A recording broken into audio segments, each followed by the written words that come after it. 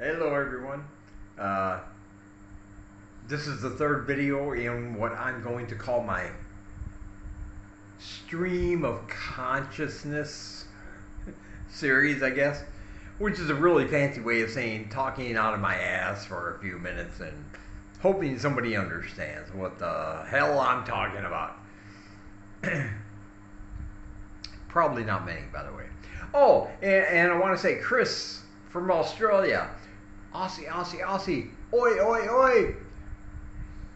I've met you twice now, including earlier tonight, and I have failed in getting your contact information, and I do apologize for that. I have a good time with you when we're talking, and so I just forgot to get your Facebook or your Twitters or your Instagrams. So if you're watching Chris from Australia, Aussie, Aussie, Aussie, oi, oi, oi. You have to say that every time you mention Australia, by the way.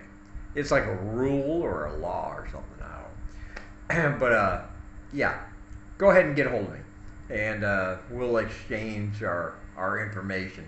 I know you're going to be going back to that place, oi, oi, oi, in a couple weeks.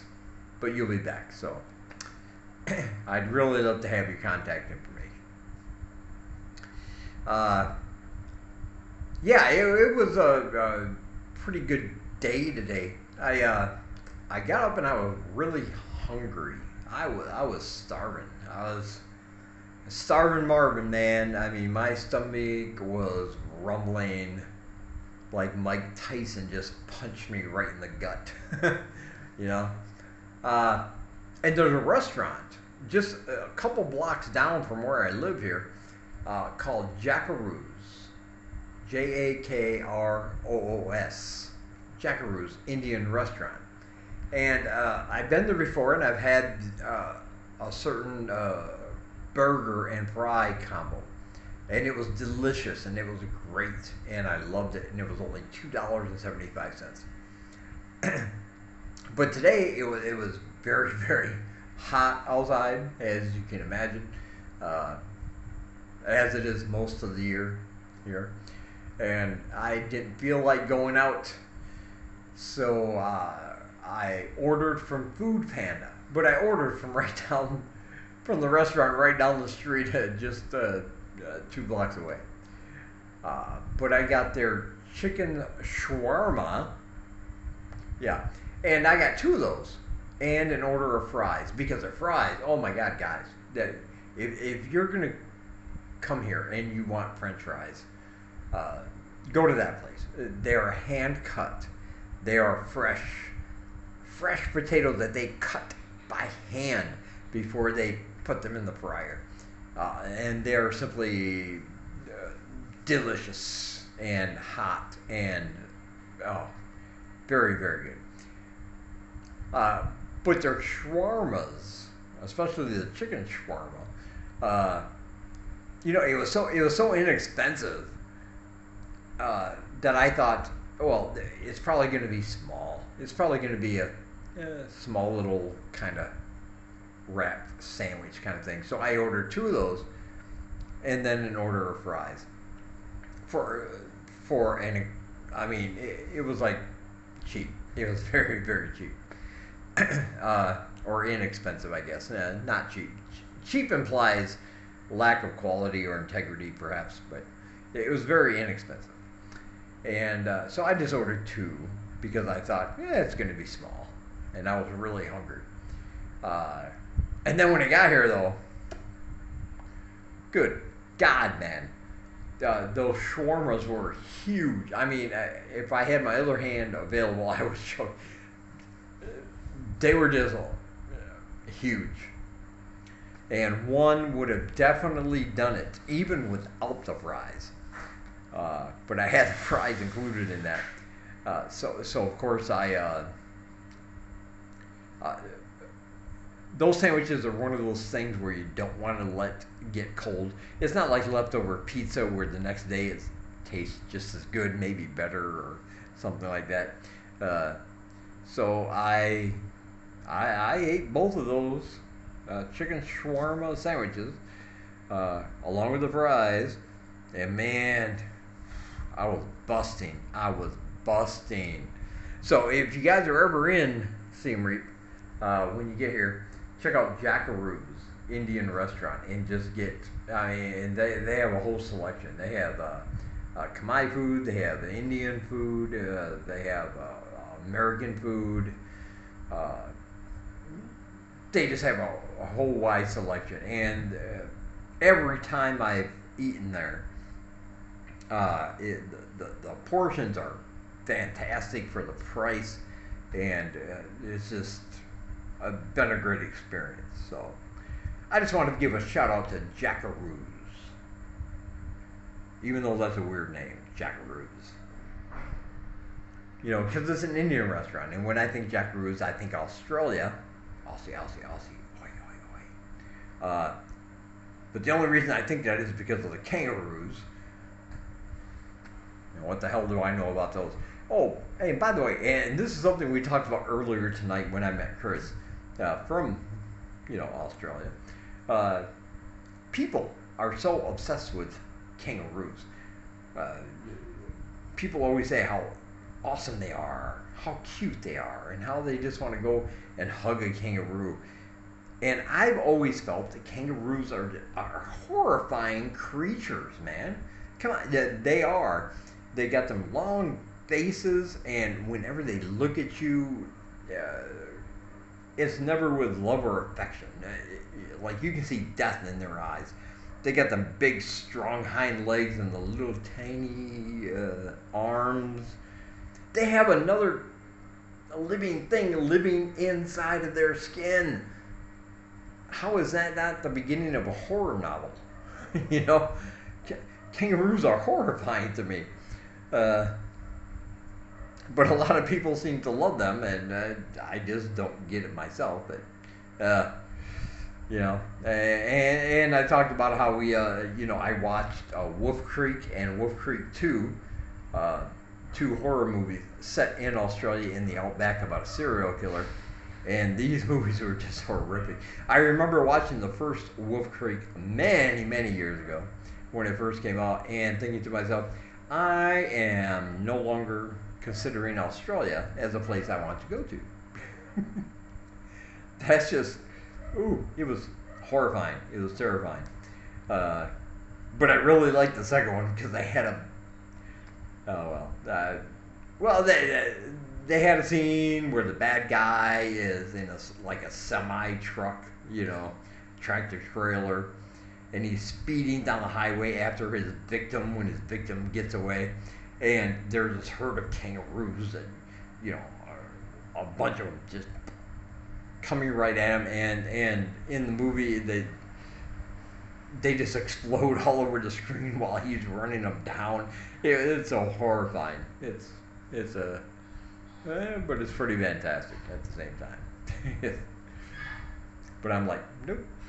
Australia is not a place for me, because Australia is not a place you live, it's a place you survive, which is why I love my Australian friends so much, because I look at you and go, how are you still alive? Everything over there wants to kill you, from the weather to the spiders to the snakes to the kangaroos. Everything over there just wants to take you out of existence, but you continue to survive, and I applaud you. I applaud you. But yeah, so it was a good day, and I hope you enjoyed this video, or these kind of videos. I know you're used to me getting out, walking around, showing you what I see, and I'm going to do that. Trust me, nothing's going to change about the channel. But I thought I'd make a few ad-free videos as a way of saying thank you. So, and this is one of them. Plus, I have some weird thoughts always going through my head, and I figure what better way to get them out there than with a video. I think I found a publisher, an indie publisher, Cemetery Gates is the name of the publishing company, that I can submit my first horror novel to. That novel is called Pray for Salvation. Uh, Once a year, they publish a horror novel from a first-time novelist, as long as that person has some writing credits under their belt. So I have 2 anthologies, I have my novella, and I have 3 stories in different anthologies as well. So I qualify. So I'm going to submit my novel to them, and hopefully that comes about. I'm hoping. So, fingers crossed, toes crossed, balls crossed, whatever it is that you cross in your country, just send out a little love for me, man. That's all I ask. That would be a great boon for me, not only as an author, but for getting my foot in the publishing door, so to speak. Because self-publishing is one thing, it's kind of easy. You just you write a book, you make a cover, you edit it yourself if you want to, and you put it on Amazon or sell it independently, whatever. But to have it published with that kind of deal behind you and that kind of publishing power is kind of significant. And I know they probably get hundreds of manuscripts every year, so I'm not expecting a miracle, but hopefully it'll be up there for consideration. I've received some really good feedback from my beta readers who have already read the novel, and those have been great. Those have been fantastic.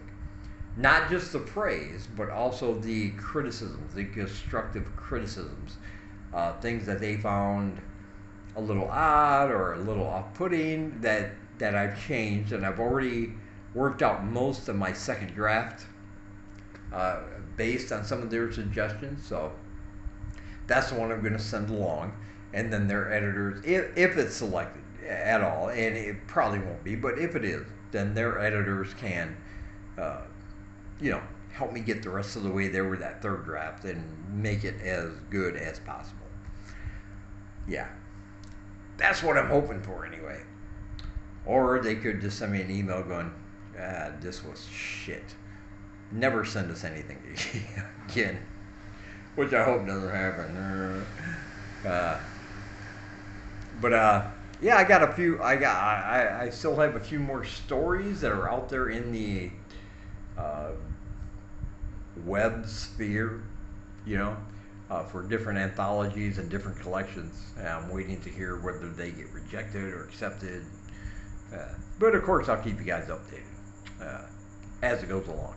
And don't worry, I will get back to my original video style, as shaky and horrendous as it is according to the Philistines. I received a message from somebody who said something like, never mind the Philistines, be a Spartan, or something to that effect. And I laughed, and I was like, yeah, I get it. But like I've always said, man, you guys are fantastic. The majority, 99% of my viewers and subscribers are just great people, and I'm not counting great people like, because you gave me money. I'm just saying, like, very great people who leave me positive comments and support the channel. They watch all of them. And of course, it's YouTube, it's the internet. You're gonna have trolls. You're gonna have the people who think everything you do is wrong. And, I don't worry about those people because that's such a small majority of you guys. So yeah, I will disregard the Philistines. So, you know who you are that left that comment. And yeah, I received it. I get it. It's all good. All right. I will talk to you guys very, very soon. Have a great day. And I hope to see you really soon.